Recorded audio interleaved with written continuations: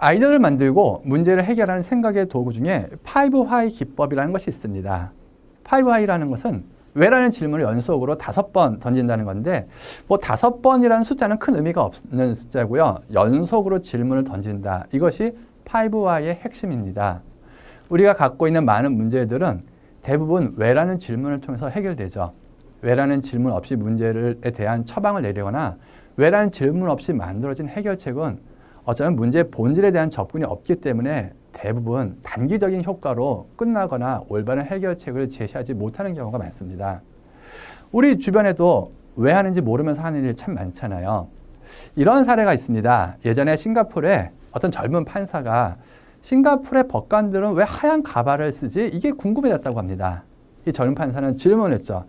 왜 가발을 쓸까? 젊은 판사가 알게 된 것은 싱가포르는 영국의 식민지였는데 영국의 문화의 영향으로 가발을 쓴다, 이런 거였습니다. 그 판사는 또 한 번 왜라는 질문을 던졌죠. 왜 영국의 판사들은 가발을 쓰는 것일까? 몇 번의 왜라는 질문을 통해서 그가 알게 된 내용은 이렇대요. 과거 영국의 법정은 야외에 만들어졌고 천정이 높아서 매우 추운 지역에 살던 사람들이, 특히 법관 중에서는 나이가 좀 지긋하신 분들이 대머리가 참 많았었는데 추위를 피하기 위해서 가발을 썼다는 겁니다. 법관들이 가발을 쓰게 된 이유가 바로 추위를 피하기 위해서 썼는데 싱가포르의 젊은 판사가 생각하기에는 가발의 유래가 너무나 어처구니 없는 거죠. 싱가포르는 더운 나라잖아요. 식민 지배가 끝난 후에도 싱가포르의 법관들이 아직도 가발을 쓰고 있다는 것이 그는 참 어처구니 없었다고 하더군요.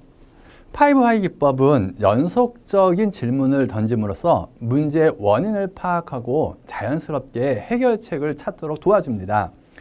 5Why를 통한 대표적인 문제 해결의 사례가 토머스 제퍼슨 기념관의 케이스입니다. 워싱턴주의 토머스 제퍼슨 기념관의 벽이 심하게 부식되었대요. 왜 돌이 부식되고 있는지 원인을 파악하는 과정에서 뜻밖에도 사람들이 발견한 것은 너무 청소를 많이 하기 때문이라는 겁니다.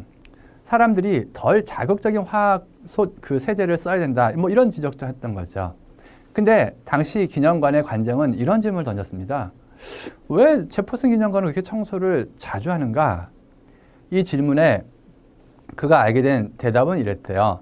비둘기들이 자꾸 너무 많이 와가지고 똥 오줌을 싸고 가니까 자꾸 청소를 많이 해야 된다, 이런 걸 알게 됐다는 거죠. 관장은 또 질문했대요. 그럼 이 기념관에 왜 이렇게 비둘기 특히 많을까? 비둘기들이 몰려오는 이유는 거미들을 잡아먹기 위해서 많이 온다, 이런 거를 관장은 또 알았다고 합니다. 관장은 또 질문을 했죠.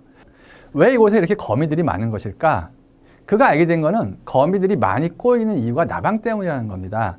나방들이 많이 날아들어서 나방들을 잡아먹기 위해서 거미들이 많이 몰렸다는 거죠. 관장은 또 한 번 질문했습니다. 왜 그럼 이렇게 나방들이 많이 생기는 걸까? 그 원인은 해질녘 무렵 나방들이 모이기 시작할 때 기념관의 불빛이 나방들을 끌어모았던 거죠. 5Why를 통해서 알게 된 것은 기념관 외곽벽의 부식을 일으키는 원인이 바로 기념관의 불빛이었다는 겁니다.